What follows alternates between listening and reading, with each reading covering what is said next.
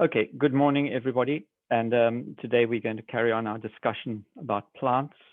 Just some housekeeping stuff. We have 4 classes left. Our last class is on Monday.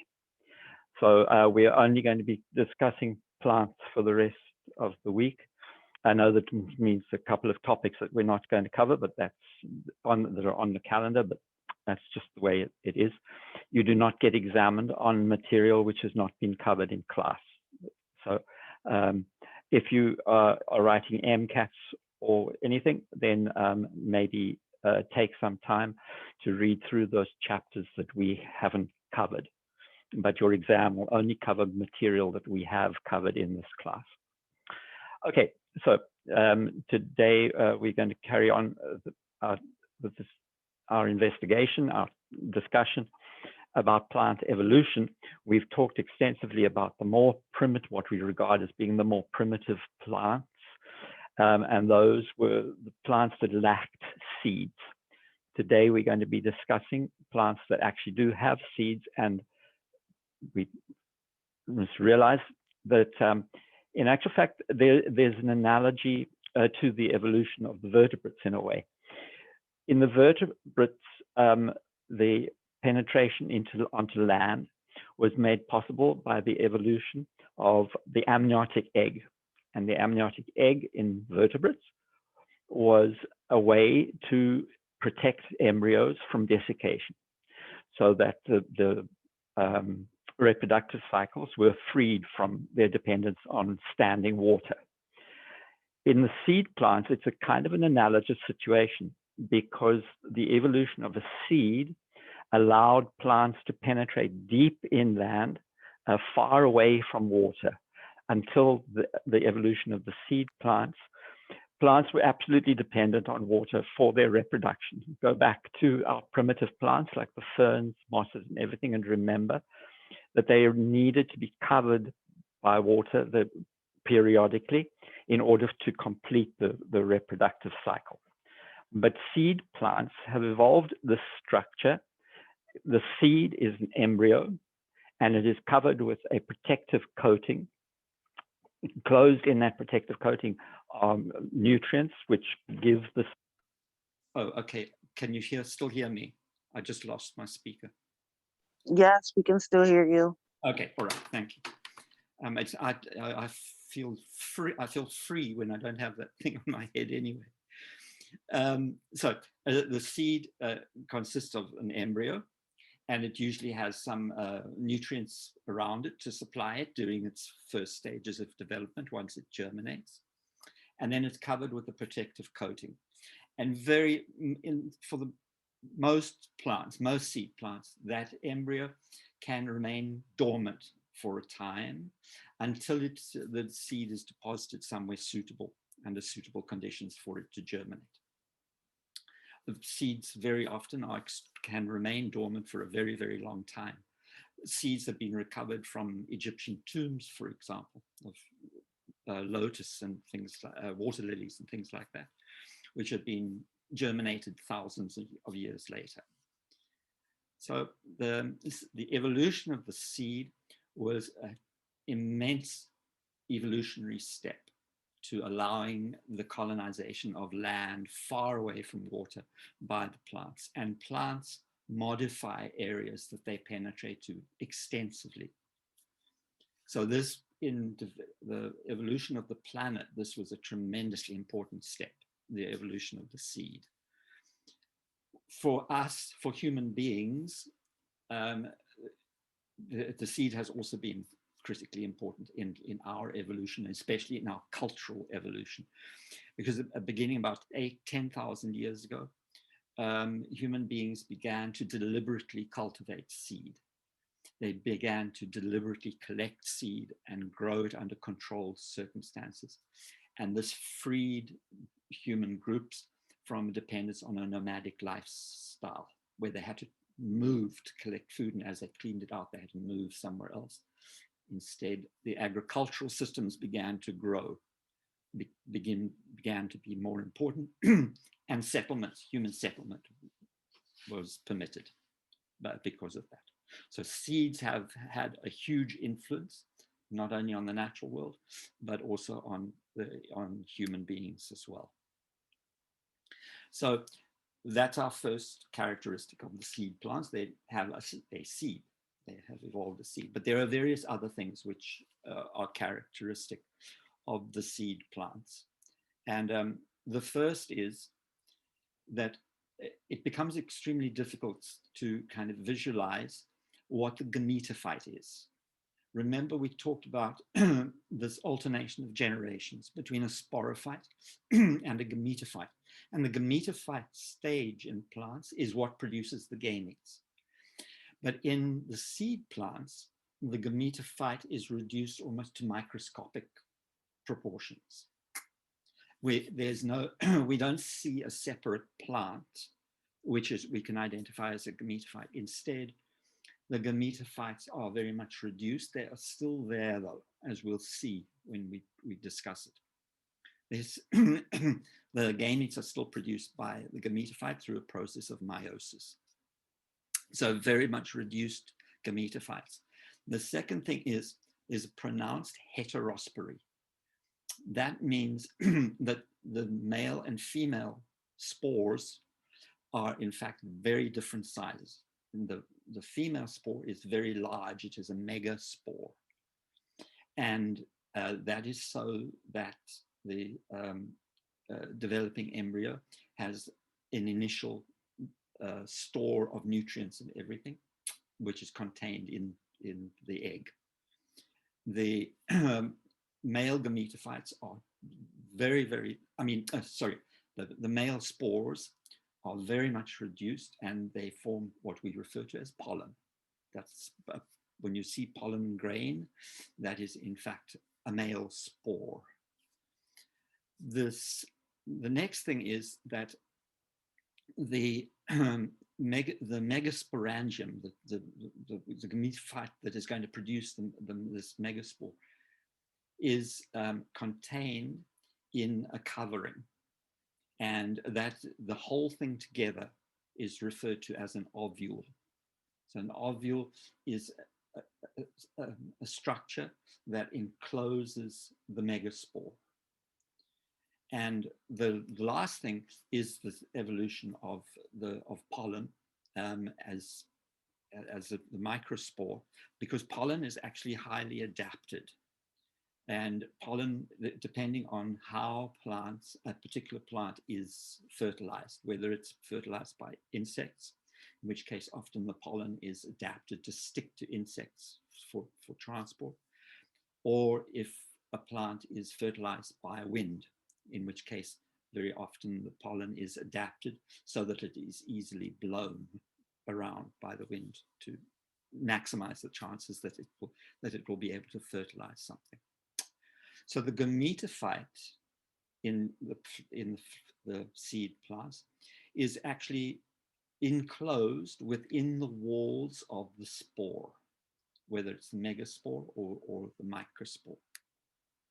And this is a good diagram for you to use for revision. Just to remind you, in the mosses, there's the gametophyte. It's the large, dominant green plant. Here is the gametophyte in all the ferns and all of their allies, a small but still easily visible plant, independent plant, but it's short-lived. The sporophyte, here is the sporophyte, and the sporophyte is the long-lived portion. In the seed plants, the plant that we see, whether we're looking at pine tree or whether you're looking at an orchid, in all of the seed plants, the plant that is visible is the sporophyte. The gametophyte is reduced to microscopic scale, and in the gymnosperms, like the pines and everything else, the female gametophyte and the male gametophyte are born in cones. And this is a special organ. It has leaf scales, and the gametophytes are contained inside there. In the flowering plants, it's a little bit different. The organization is somewhat different. Here, for example, is the female gametophytes are enclosed here in an ovary, and we'll see how that is structured later on. Okay, so those megasporangia that in females give rise to megaspores, and that gives rise to the female gametophyte. In the males, microsporangia produce microspores, and the microspores are what we would call pollen. The microspores are adapted to form pollen. In the males, the male gametophyte is enclosed within that pollen grain, and in Gymnosperms, it produces one sperm cell. In the Angiosperms, the flowering plants inside the pollen grain would produce two sperm cells. And these sperm cells are flagellated. They, like sperm in general, they actually are motile, and we'll see in a while why they need to be motile. Okay, so this is for a gymnosperm. As I told you, this is a cone of some sort. They have these, they actually usually properly referred to as scales off the side here. They like adapted leaves, if you want to think of it that way. But at their base here, they have an ovule. And this is what an ovule is. The ovule consists of the megasporangium. There it is there. The megasporangium is diploid. The megasporangium gives rise to this megaspore here. And the megaspore arises by meiosis. So it is N. The megasporangium is diploid. The megaspore is haploid. It's sitting there waiting to be fertilized, and it is enclosed in a protective coating, first of all, here, which is called the integument. And the integument can be highly modified, but very often it's thick, woody, and protects the delicate embryo inside, but also protects it from desiccation. There is a small opening in the integument for fertilization to occur. Here's a pollen grain coming along, and it's going to fertilize. It will fertilize this. We'll see exactly how in a minute. This spore here, there is covered with a spore wall, and it's the defining feature around the spore. And I'll refer to it again several times, because what often happens is this megaspore may become very large, and because it will build up a huge amount of nutrient to eventually supply the developing embryo. Okay, so the pollen grains contain the male version of the gametophyte, and pollination is the process whereby pollen is introduced to the female gametophyte.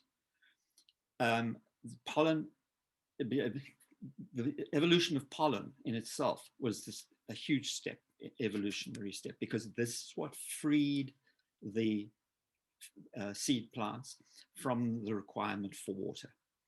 Because remember before, the reason that the primitive plants needed water was so that sperm could swim to the egg and fertilize it.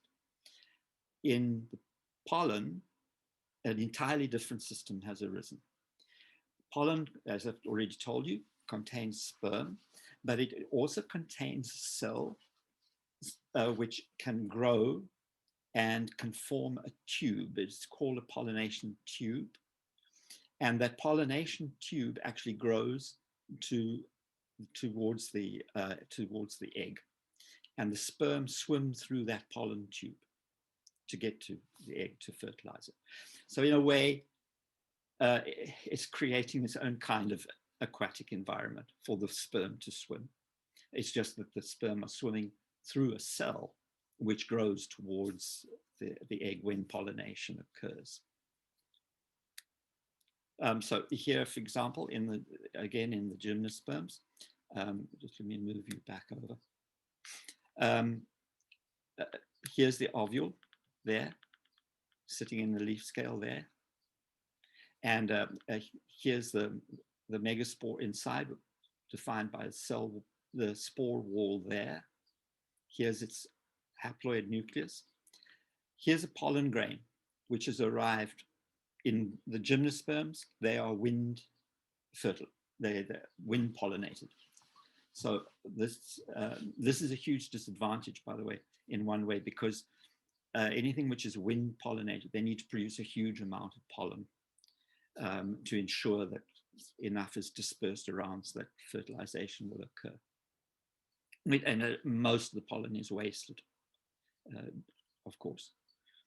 So when pollen lands on an unfertilized ovum, the pollen grain germinates, and you can see here, it produces this pollen tube. The sperm swim down the pollen tube into the ovum, into the female gametophyte, and they fertilize. Here's an important point. Put it in your brain and remember it now. And that is that in the gymnosperms, there's just one sperm. In the angiosperms, something very complex happens. There are two sperm, and they have two different fates, which we'll talk about later. But in the gymnosperms, it's quite a simple fertilization process. The haploid sperm and haploid female nucleus, and we've got a diploid, we form a diploid embryo.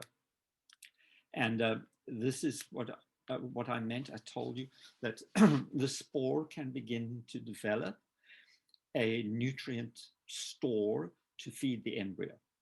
So this is now the spore here. You can see the spore has become extremely large. This is the embryo here, growing in here, and the surrounding the embryo, there is this nutrient store. If any of you have ever eaten pine nuts, this is what you're eating when you eat pine nuts. You're eating this food supply here, also often called the endosperm. And this endosperm around the food supply here is haploid. It's developed from the spore, but the embryo inside, that's diploid. And the spore wall here, the fate of that spore wall varies. In the gymnosperms, often that's the spore wall is the outside covering. This whole spore gets liberated. But in others, like the pine nuts, for example, the integument forms that woody coating around the outside. So there may be some variability in what this actually ends up looking like,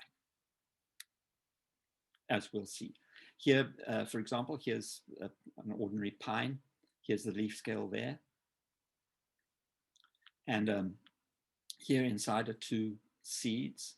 And you can see that the seed, that integument around the outside has been modified here. And it's formed to form a wing. And that is so that when the seed is dropped, it will spiral or be blown away from the parent plant. And that wing allows it to travel a distance away from the parent plant before it lands. Oh, but I should also tell you, by the way, not all the gymnosperms have two seeds. Some of them have one. So, all right. So the seed plants are divided into two clades, into two distinct groups, each with their own ancestor. And those two clades are the gymnosperms, which we've already discussed a little bit, and the Angiosperms, which are the flowering plants. The Gymnosperms appeared first in the fossil record, and for a very, very long time. They appeared about, in the fossil record about 300 million years ago.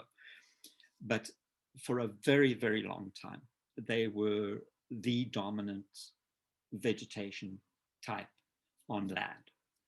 For most of the history of the colonization of land, in actual fact, Gymnosperms have been the dominant vegetation. The flowering plants, they arose about 150 million years ago, but they did not become dominant until relatively recently in geological terms, about 8,500 million years ago, they began to achieve dominance. So for much of history of life on land, Gymnosperms were what you would have seen if you'd been able to go back and have a look.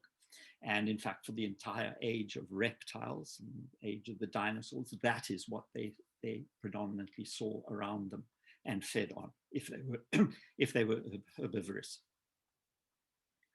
The Gymnosperms were incredibly successful because, remember, all the other plants that existed, the non-seed plants, were limited by their requirement for standing water for fertilization and everything else. They were limited to marshy areas and the borders of water. The Gymnosperms, when they evolved with their seeds, they could penetrate far inland. They did not require water at all. So they were extremely successful. So that word Gymnosperm actually means naked seed. And the seed is naked because all that it has around it is that integument.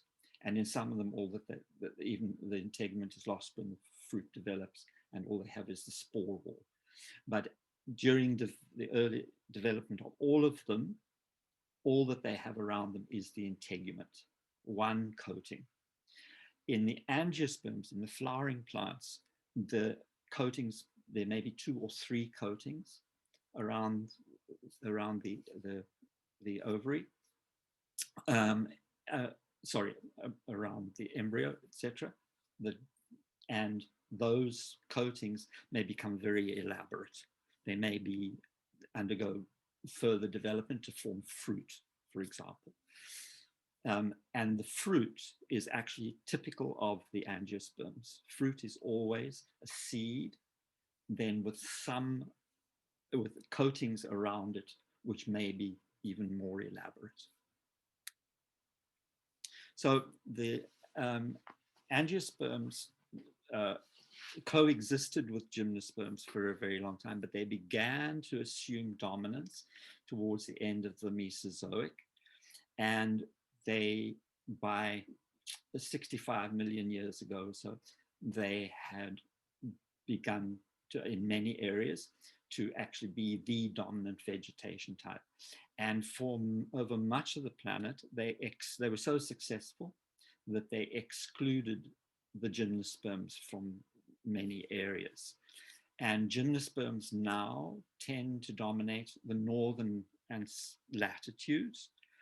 And this is because the Angiosperms are not quite as successful at those low temperatures and low light levels as well. The Gymnosperms were able to adapt to those conditions much better than most Angiosperms.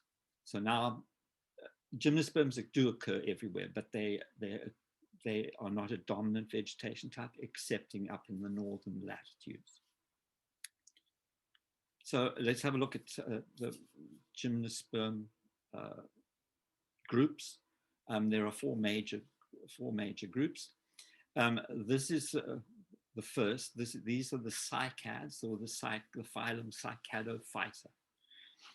The cycads, once upon a time, were extremely common and very, very, very diverse.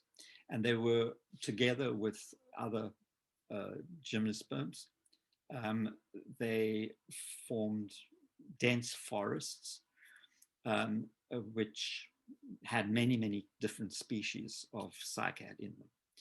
but they, towards the end of the Mesozoic, they began to die out. And we now have relatively few species. And most of the species actually are in the southern hemisphere. That is the one area where they did manage to hang on. But we regard them in many ways as being a relic. The ones that we have today are regarded as relic species. They're just the representatives of a formerly very, very important and dominant group. So they look rather like palm trees. They vary in height. Most of the modern cycads are relatively short. There are some which are tree-sized. The cycads formerly, they were very, very large cycads. So they have they look like palm fronds. It's not in any way related to the palms, which are angiosperms. But you can see here the typical reproductive structure for all gymnosperms is the cone. Those scales arranged around a stem to form a cone, each scale containing the ovule, and either one or two ovules. And in the cycads, they are dioecious. Dioecious means two houses, and that means that the female and the male are in separate plants. And so the cycads have male plants and they have female plants, both with cones. This is a female here.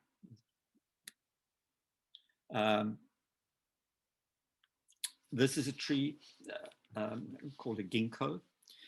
This is another of what we regard as being a relic species, because the ginkgo is present in the fossil record in very, very ancient fossils, and apparently almost unchanged to modern times. This tree, you'll see it planted throughout New York. All over the place, it is used as a street tree. It's rather an attractive tree, very, very tough. They'll survive drought, they'll survive air pollution. Nothing seems to stop them. And not only that, they're a very attractive tree, especially in autumn. And the ginkgos are one of the first trees you'll notice.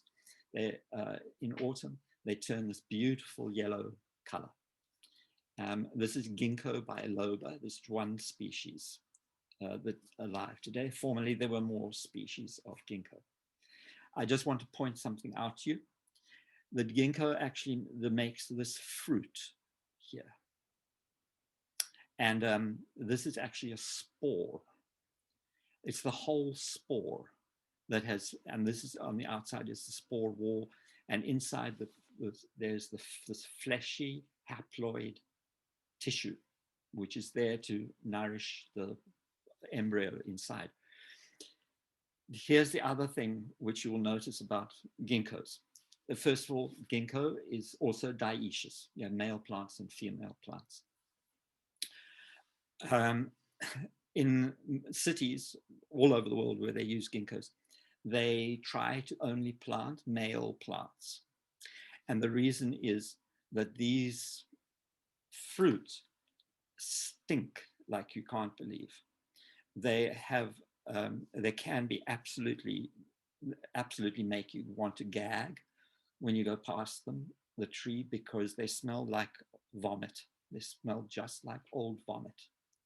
And this, unfortunately, sometimes the city horticulturists get it wrong. And every now and again, you'll find a female tree. In New York, it is terribly easy to know that you're getting near to a female ginkgo tree because of the smell. And the fruit, by the way, is edible. They do use it, but I don't. It's usually prepared in some way. I don't know how. But the fruit is not used You can't pick it off and eat it, I don't think. So the fruit tends to accumulate in piles underneath the female trees. And every now and again in New York, you'll be walking along in summer and you'll suddenly get this terrible smell. And you know, there's a female ginkgo tree somewhere nearby me. But in autumn, they're absolutely glorious. So here's another group of, it's hard to believe that these are gymnosperms, but they are. Very strange, there are some very strange gymnosperms. And so I just, this here is from Namibia, from the west coast of Africa. An incredible plant called a welwitschia. And this is an example of how gymnosperms have been able to penetrate into extremely harsh environments. This is in the Namib Desert in Namibia, one of the driest deserts in the world. And these plants are hundreds, if not thousands of years old, the very large ones. And surprisingly enough, you can't really see it here, but they only have 2 leaves. The leaves are, in a plant this size, the leaves would be maybe a foot or 2 feet wide at their base underneath here. They grow continuously, but they break in the wind, they split in the wind to end up looking like they've got lots of leaves, but they don't, they've only got 2. But we know that they're gymnosperms because have a look here and you can see they have cones. And these are typical gymnosperm cones. This is another one here. Gnetum is regarded with interest because it looks much like a very primitive gymnosperm.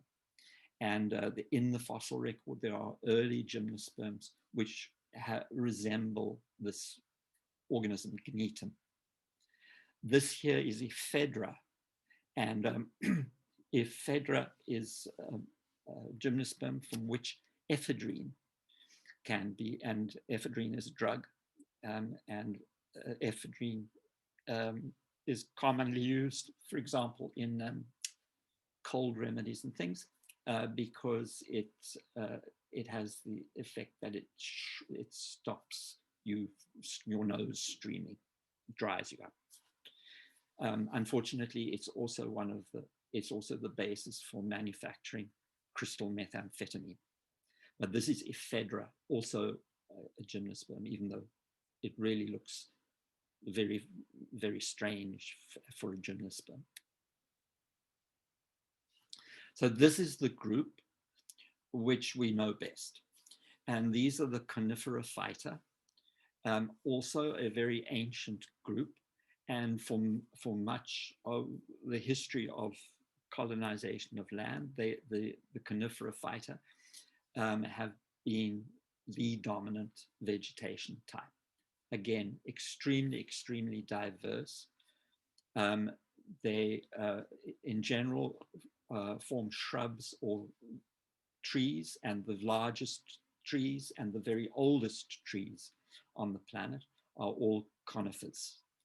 And of course, they're familiar to you all. Here, you'll realize that the dominant gymnosperm forests are all up north, but we still have them scattered through lower latitudes as well, but they're not dominant forms in most of the southern latitudes, more southern latitudes. This is one of the largest plants on Earth, is the sequoia, and they are also extremely old.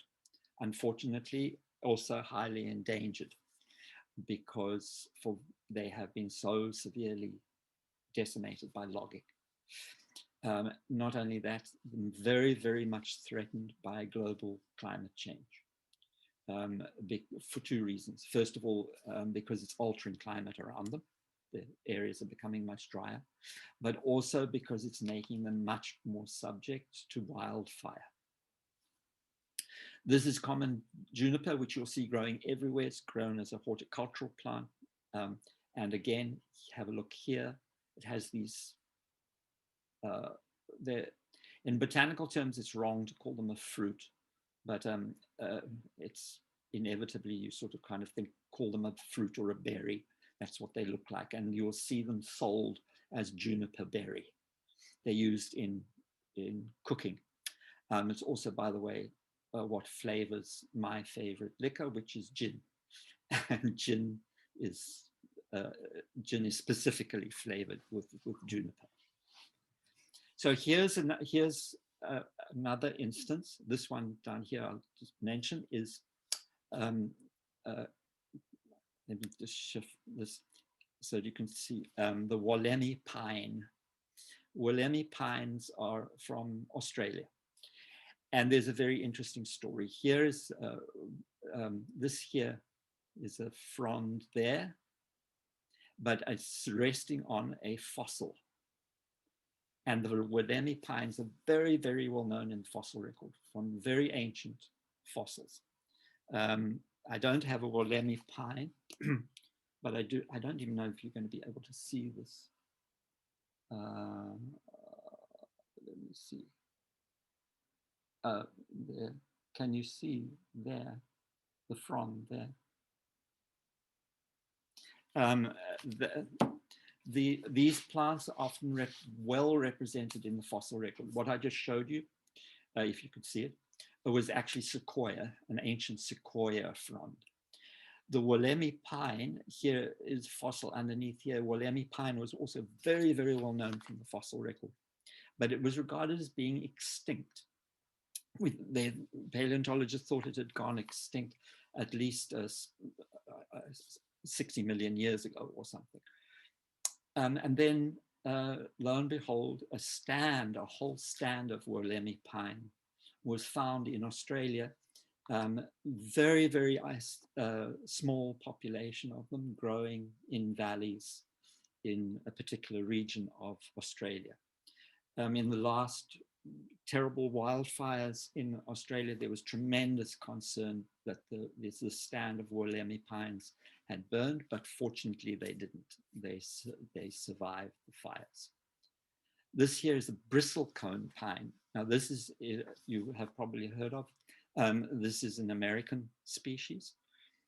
And these are the most ancient organisms on Earth, thousands of years old. And 2,500 to 3,000 years old. Most of what you see is dead wood, but it supports living portions as well.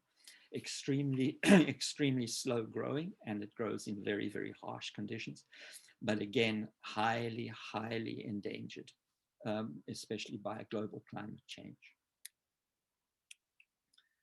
Okay, so they're a very, even today, the Gymnosperms are a very diverse group, but in former times, they were far more diverse. But there many, many, many of the species became extinct as the Angiosperms, the flowering plants, began to achieve dominance.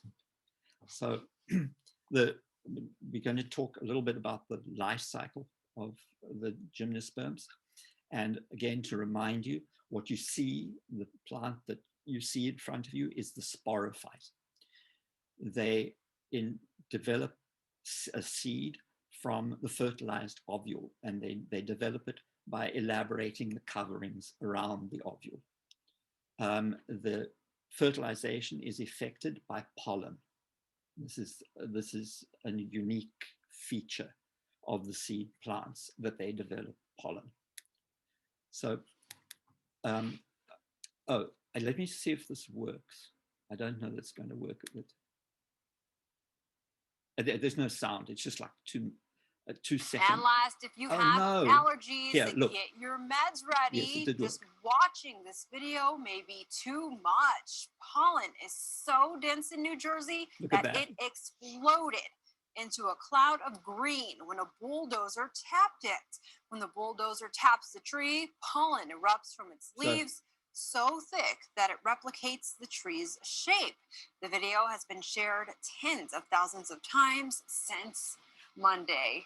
And just watching this video makes me want to sneeze. Well, stop hitting the trees with a bulldozer. I know, no kidding. Oh dear. What have I done?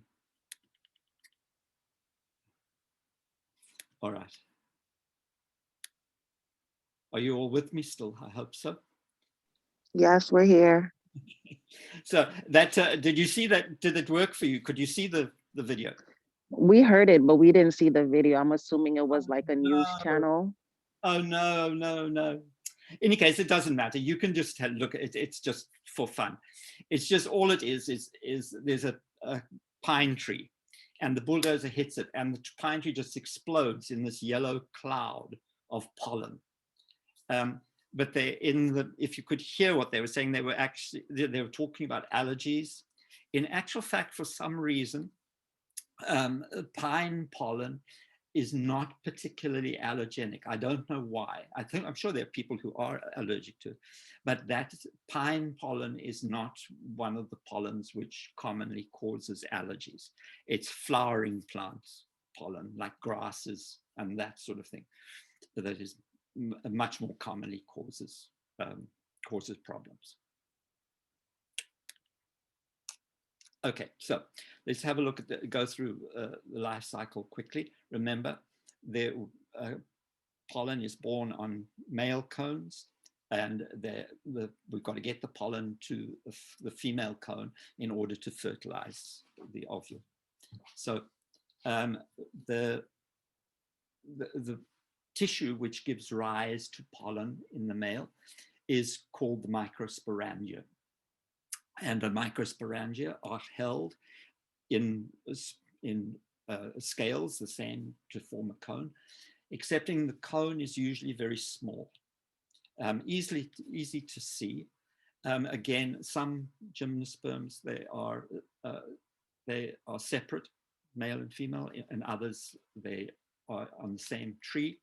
If they're on the same plant, we call it monoecious, one house. That's what it means, as opposed to dioecious, where they have separate plants. So we'll just follow along the development of the male first of all. The microsporangium is the tissue which is going to give rise to the pollen by meiosis. So the microsporangium is diploid. The tissues undergo meiosis, and vigorous division takes place to form many, many, many small haploid cells. And those haploids, each of those haploid cells is going to form a spore, which is going to contain a cell with a sperm, and the cell contained inside the spore is able to germinate and produce a pollen tube for the sperm to swim through. So these are the pollen grains here. In the gymnosperms, the pollen is distributed by wind. And if you look at the little pollen grain, actually has two little wings on the side so that it blows around. They're very small. And so they're easily blown by wind. In the female also has a cone, but the cone is much larger, and this will be familiar to you all.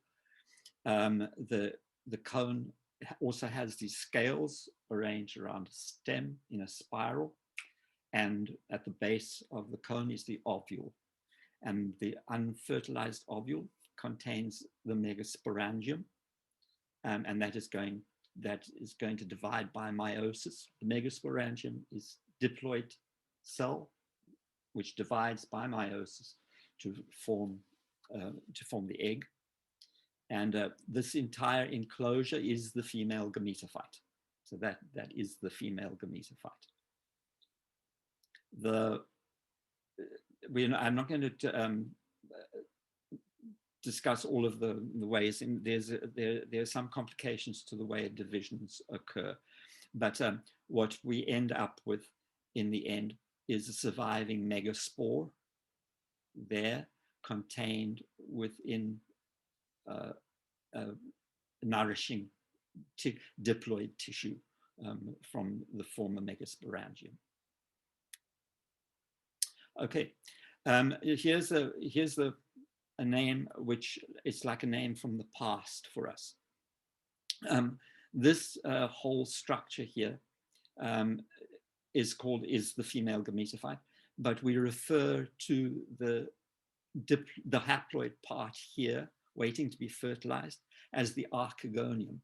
Now remember, think back, and you'll remember that the archegonium in mosses and ferns, again, was the female gametophytes enclosed and waiting to be fertilized.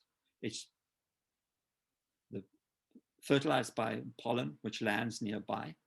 And if the pollen lands close enough that the pollen tube can actually grow, then the pollen tube grows and it will fertilize the eggs. In this case here, a little complication is that the megaspore actually in this one divides again by mitosis to produce these 2 seeds. So you get in other gymnosperms, they don't. You just have 1 seed. But remember, this division here is by mitosis to produce the 2 seeds. This here again, the fertilized seed has this integument hardens around it, and the integument also is elaborated to form a wing to facilitate dispersal. Once it germinates, we get the new seedling, and remember, this is the sporophyte. The gametophytes are entirely enclosed within the spores.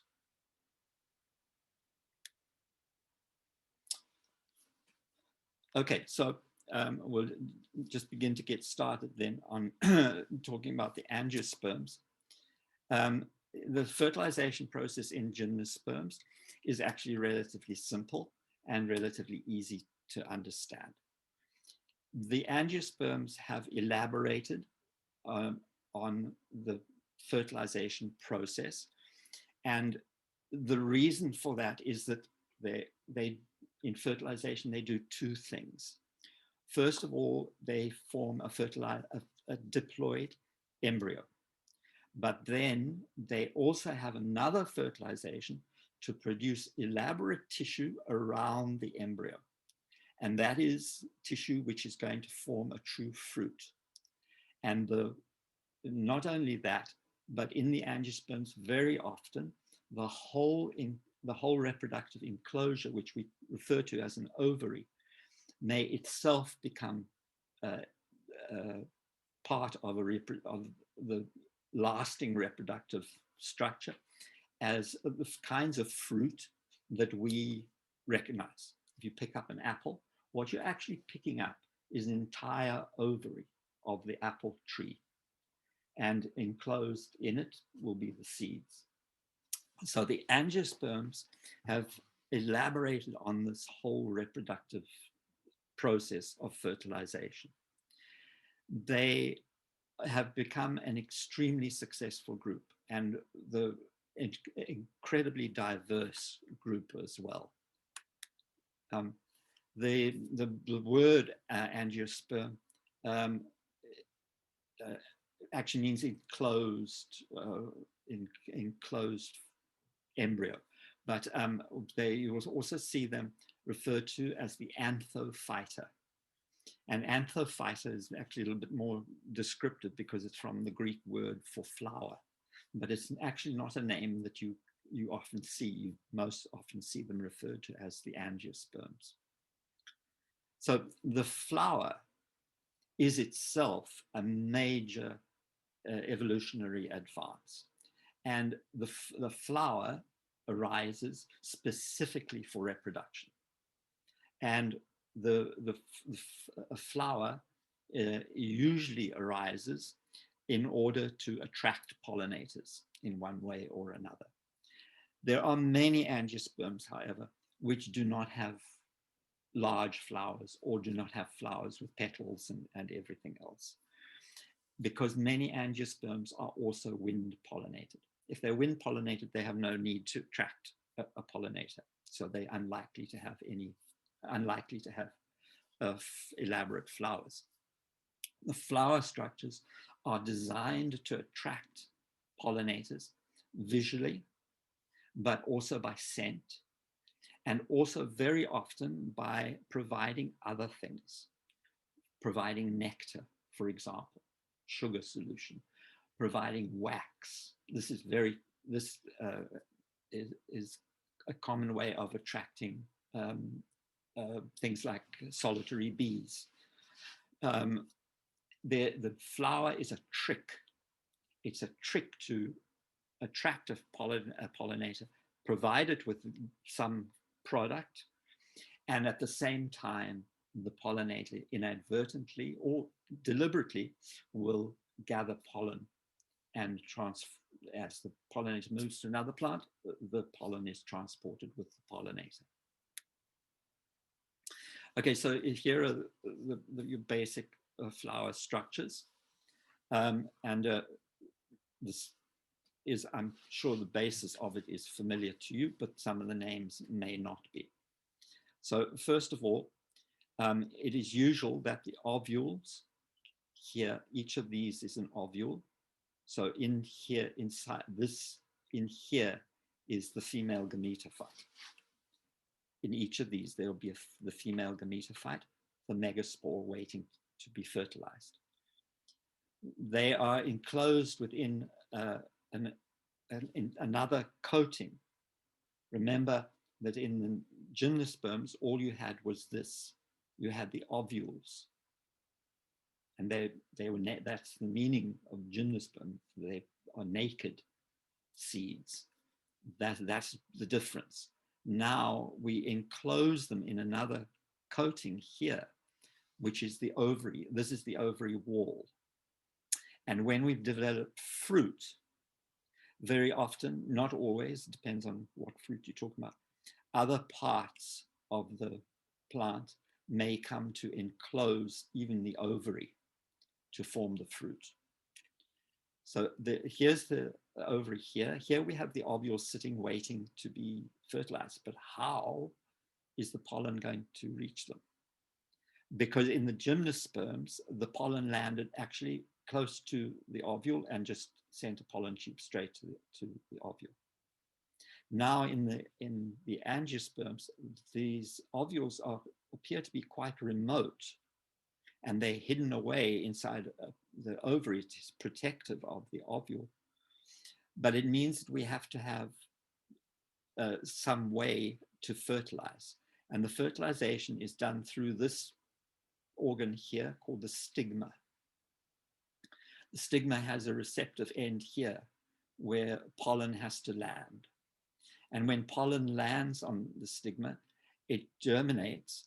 And believe it or not, the pollen tube grows all the way down here, all the way around the ovary here, and up here, and into the ovule. So the pollen tube has a long way to go. And in the angiosperms, the pollen produces 2 sperm, and both sperm swim through that pollen tube to effect fertilization here. We'll talk about the fertilization process next class. So those are the female parts. The male parts, these are the microsporangia, and they form, they're the ones that are going to form the microspores, which are the pollen. And they have a stalk, which is called a filament. And the actual microsporangium part here is the anther. In the female parts, I mentioned the stigma. This is called the style. The stalk part of it here is called the style. And altogether, all 3 are referred to as the carpel. The carpel consists of the stigma, style, and the ovary. Within the ovary, the ovules, and here are the male parts. And again, depends what you're talking about. It depends on the species you're talking about as to whether they are monoecious or whether they are dioecious. Many plants are dioecious. They have separate male and female plants, but many are monoecious, and they have male and female in the same reproductive structure. But where they are have male and female together like this, there is a danger that they will self-pollinate. And many plants have biochemical mechanisms to prevent self-pollination. Their own pollen of this plant will not grow on its own stigma. There are other plants which quite happily self-pollinate. Most of the legumes, the beans, peas, all of these things, they are mostly dependent almost entirely on self-pollination for reproduction. But in many other plants, there are elaborate biochemical mechanisms to stop self-pollination, because sexual reproduction is such a huge advantage in terms of survival of the species, in terms of evolutionary capability, etc. Sexual reproduction introduces a lot of variability into a population. If plants were to always self-pollinate, then there would be much reduced variability in the population. Okay, so we'll stop there for today. If anybody has any questions. Otherwise, I bid you all good morning.